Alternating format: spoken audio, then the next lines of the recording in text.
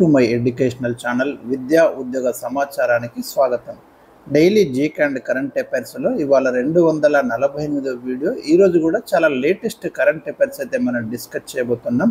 చాలా ముఖ్యమైన current affairs. దీంట్లో భాగంగా మీకు నిన్న 247 వీడియోలో ఒక ప్రశ్న అయితే ఇవ్వడం జరిగింది, ఆ క్విజ్ క్వశ్చన్గా. మరి దానికైతే ఆన్సర్ ఎవరు కూడా కామెంట్ సెక్షన్లో రాయలేదు. ఈరోజు ముందుగా నెంబర్ 1 క్వశ్చన్ వచ్చేసి ఆ క్వశ్చన్ మనం డిస్కస్ చేయబోతున్నాం. 2025 ప్రపంచ శరణార్థుల దినోత్సవం యొక్క థీమ్ ఏమిటి? ఇది మనకి అంతకుముందు ఒక ఎగ్జామ్లో ప్రశ్న అండి. అంటే ప్రపంచ శరణార్థుల దినోత్సవాన్ని ఎప్పుడు జరుపుకుంటారు అనే ప్రశ్న ఇచ్చారు. జూన్ 20న మనం ప్రతి సంవత్సరం వరల్డ్ రెఫ్యూజీ డేగా జరుపుకుంటాం, మనము రెఫ్యూజీస్ డేగా. సో ఇక్కడ ప్రపంచ శరణార్థుల దినోత్సవం యొక్క థీమ్ అడిగాను. ముందుగా శరణార్థులు అంటే ఏదైనా ఒక దేశంలో ఏదైనా ఒక సమస్య ఎదురైనప్పుడు ఆ దేశం నుండి ఇతర ప్రాంతాలకు మరి వలసపోవడం, వెళ్ళిపోవడము, ఇతర దేశాల్లోకి వెళ్ళిపోవడము, ఇలా వచ్చినటువంటి వాళ్ళని ఏమంటామంటే మనం శరణార్థులు అంటాం. ఇంకో దేశంలోకి ప్రవేశించినటువంటి వాళ్ళను అంతర్జాతీయ నిబంధనల ప్రకారం వారికైతే ఆశ్రయం ఇవ్వాల్సి ఉంటుంది. సో అలాంటి శరణార్థుల కోసం ప్రత్యేకంగా ఒక డే ఉంది మనకు. ఆ డేని ఏమంటామంటే మనం ఆ డే ఏ రోజు అంటే మనకి జూన్ 20 రోజు మనం జరుపుకుంటాం. ఇది ప్రీవియస్ క్వశ్చన్. సో రీసెంట్గా మనకు 2025కు సంబంధించి థీమ్ అడిగాను ఇక్కడ. రైట్, ఇక్కడ రైట్ ఆన్సర్ వచ్చేసి మనకి సోలిడారిటీ విత్ రెఫ్యూజీస్ అండి. ఇది 2025 మరి వరల్డ్ రెఫ్యూజీస్ డే యొక్క థీమ్ అని గుర్తుంచుకోండి మీరు. క్వశ్చన్ నెంబర్ 2, కేంద్ర ప్రభుత్వం వయోజనులను అక్షరాస్యులుగా తీర్చిదిద్దాలనే లక్ష్యంతో నవభారత్ సాక్షరత కార్యక్రమం కింద చేపట్టిన పథకం ఏది? రైట్, 15 ఆ పైన ఏజ్ గ్రూప్ వాళ్ళ కోసము వాళ్ళను అక్షరాస్యులుగా తీర్చిదిద్దడానికి సెంట్రల్ గవర్నమెంట్ నవభారత్ సాక్షరత కార్యక్రమం కింద ఒక స్కీమ్ తీసుకొచ్చింది. దాని పేరు అడిగాను ఇక్కడ. దాని పేరు వచ్చేసి మనకి ఉల్లాస్ అండి. ఇది మీరు విని ఉండరు. Understanding lifelong learning for all in society. దీని యొక్క full form very very important అండి. ముఖ్యంగా డిఎస్సి లాంటి ఎగ్జామ్స్లో ఇలాంటి ఎడ్యుకేషనల్ రిలేటెడ్ అబ్రివేషన్స్ బాగా ఫోకస్ చేస్తున్నాడు, గుర్తుంచుకోండి. ఇది మనకి 2022-27 మధ్య కాలంలో ఇంప్లిమెంట్ చేయబడుతుంది. The scheme aligned with NEP 2020, ఏదైతే మనకు జాతీయ విద్యా విధానం ఉందో 2020, targets adults aged 15 years and above అన్నాడు ఇక్కడ. Who cannot go to school, అలాంటి వాళ్ళను అక్షరాస్యులుగా తీర్చిదిద్దడానికి ఈ స్కీమ్ అయితే మనం తీసుకొచ్చినాం. క్వశ్చన్ నెంబర్ 3, ఎస్ఎస్ఎల్వి విస్తరించండి. రీసెంట్గా న్యూస్లోకి వచ్చిందండి ఎస్ఎస్ఎల్వి. ఖచ్చితంగా ప్రశ్న ఉంటుంది, మీరు గుర్తుంచుకోండి. Very very important. ముఖ్యంగా ఇస్రోకి సంబంధించి మనకు ఈ రాకెట్ ప్రయోగాలు జరుగుతుంటాయి కదా, ఉపగ్రహాలు పంపించే క్రమంలో ఈ ఎస్ఎస్ఎల్వి రాకెట్స్ని తీసుకొస్తున్నామండి. ఎస్ఎస్ఎల్వి రాకెట్ యొక్క ఫుల్ ఫామ్ వచ్చేసి మనకు స్మాల్ శాటిలైట్ లాంచింగ్ వెహికల్, గుర్తుంచుకోండి.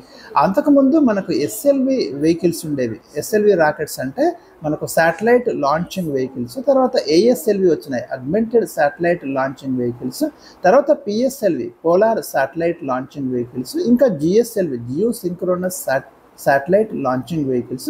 ఇట్లా మనకు కొత్త అంటే అడ్వాన్స్డ్ టెక్నాలజీ అనేది ఈ రకంగా మనకు పెరుగుతూ వచ్చింది. ఇప్పుడు ఎస్ఎస్ఎల్వి ఎందుకు తీసుకొస్తున్నామంటే మనం గుర్తుంచుకోండి, ఇది ఇస్రోకు చెందిన రాకెట్.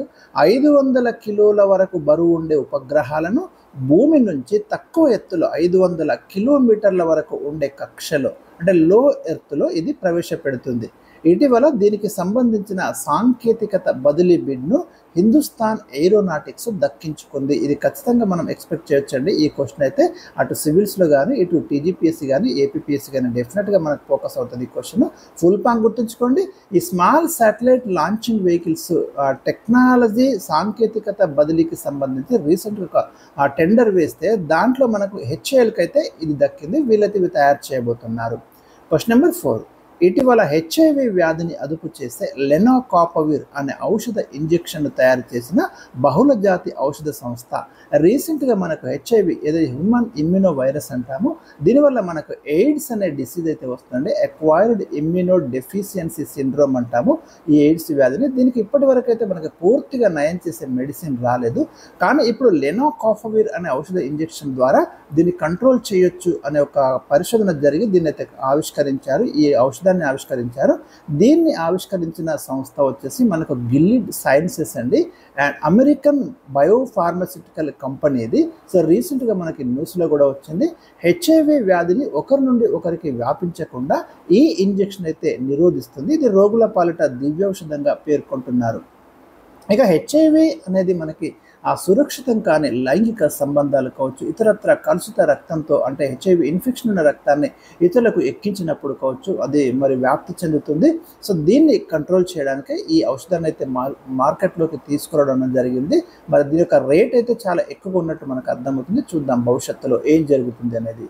క్వశ్చన్ నెంబర్ 5, ఇటీవల వార్తల్లోకి వచ్చిన ఏబిఎస్ ఏమిటి? రీసెంట్గా మనకు ఏబిఎస్ అని చాలా వార్తల్లోకి వచ్చిందండి. ఏబిఎస్ అంటే యాంటీ లాక్ బ్రేకింగ్ సిస్టమ్, దీని యొక్క ఫుల్ ఫామ్ గుర్తుంచుకోండి. ఇక నుండి దేశంలో విక్రయించే అన్ని రకాల బైకులు, స్కూటర్లకు ఈ ఏబిఎస్ని అమర్చాల్సి ఉంటుందని కేంద్రం అయితే ప్రకటించింది. ఇప్పటిదాకా మనకు 150cc ఎబో ఉన్న బైకులు వాటికి మాత్రమే ఈ యాంటీ లాక్ బ్రేకింగ్ సిస్టమ్ ఉంది. కానీ అట్లా కాకుండా ప్రతి వెహికల్కి కూడా ఈ యాంటీ లాక్ బ్రేకింగ్ సిస్టమ్ తీసుకురావాలని కేంద్రం మరి ఒక నిర్ణయం తీసుకుంది.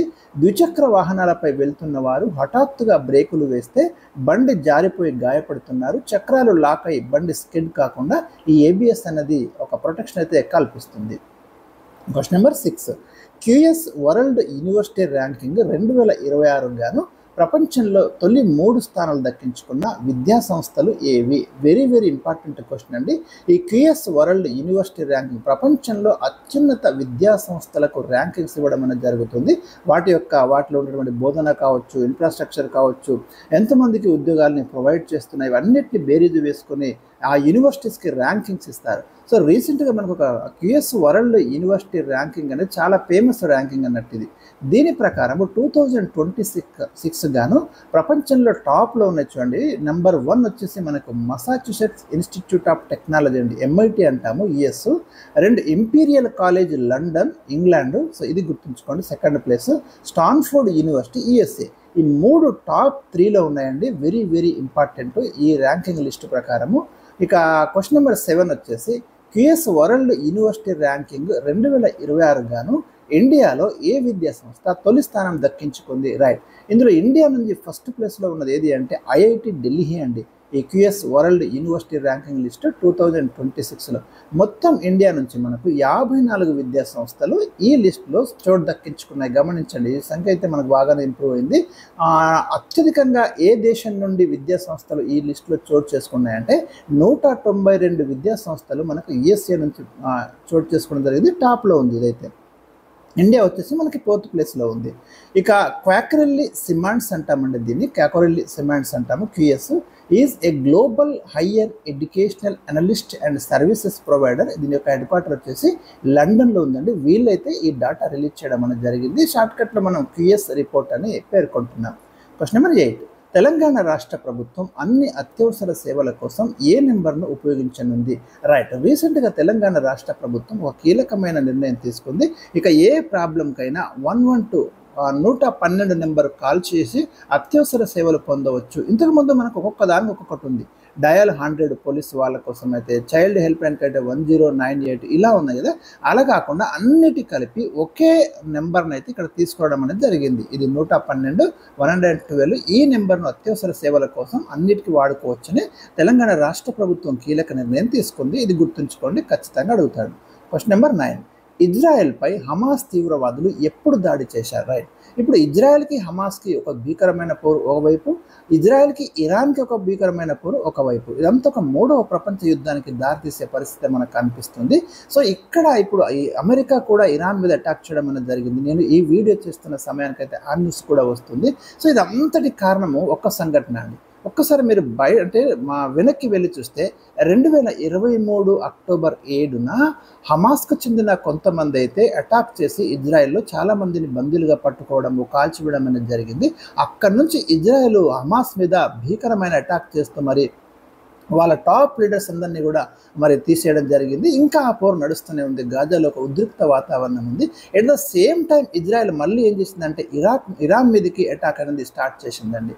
సో ఒకవైపు ఇరాన్ అణు బాంబులు తయారు చేయకుండా ఇజ్రాయెల్ అడ్డుకోవడంలో భాగంగా ఈ అటాక్ చేయడం అనేది జరిగింది. ఎందుకంటే ఇరాన్ హమాస్కి సపోర్ట్ చేస్తుంది అని ఇజ్రాయెల్ బలంగా నమ్ముతుంది. సో ఇవన్నీ పరిణామాలకు ఒక మూల సంఘటన అనేది మనకి ఇక్కడ జరిగింది. కాబట్టి ఇక్కడ క్వశ్చన్ ఫోకస్ అవకాశాలు అయితే ఉంటాయి, చూసుకోండి. క్వశ్చన్ నెంబర్ 10, భూ సంబంధిత సమస్యలు పరిష్కరించడానికి తెలంగాణ రాష్ట్ర ప్రభుత్వం రెవెన్యూ సదస్సులను ఎప్పుడు నిర్వహించింది? రీసెంట్గా మనకు తెలంగాణలో రెవెన్యూ సదస్సులు జరిగాయండి.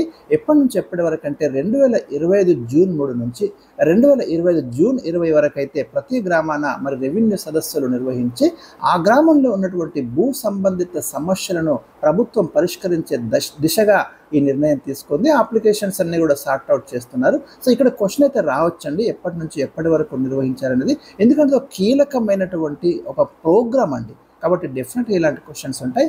మరి ఇలాంటి లేటెస్ట్ ఇంపార్టెంట్ అప్డేట్స్ కోసం అయితే మన ఛానల్ని సబ్స్క్రైబ్ చేయండి. ఇక ఈరోజు క్విజ్ క్వశ్చన్ వచ్చేసి మీకు సేన వంశానికి చెందిన బల్లాల సేనుడు రచించిన గ్రంథాలు ఏవి? రైట్, మీకు మధ్యయుగ భారతీయ చరిత్రలో నార్త్ ఇండియాలో ముఖ్యంగా బెంగాల్, బీహార్ ప్రాంతాల్లో పాలించిన రాజవంశాలలో మీకు సేన రాజవంశం ఒకటండి. పాల రాజవంశం, తర్వాత సేన రాజవంశం, ఇట్లా ఉంటాయి. ఈ సేన రాజవంశానికి చెందిన ఒక రాజు బల్లాల సేనుడు అండి. దాంట్లో మీకు బల్లాల సేనుడు కావచ్చు, విజయసేనుడు, లక్ష్మణసేనుడు, ఇట్లా డిఫరెంట్ చక్రవర్తులు అయితే ఉన్నారు మీకు. దాంట్లో ఈ బల్లాల సేనుడు రచించిన గ్రంథాలు ఏవి అనేది ఇక్కడ ప్రశ్న అండి. సో మరి ఈ ప్రశ్నకైతే ఆన్సర్ మీరు కామెంట్ సెక్షన్లో తెలియజేయండి. రేపటి కోసం మరి కొన్ని ప్రశ్నలు అయితే మీకు అందిస్తాను. Thank you for watching.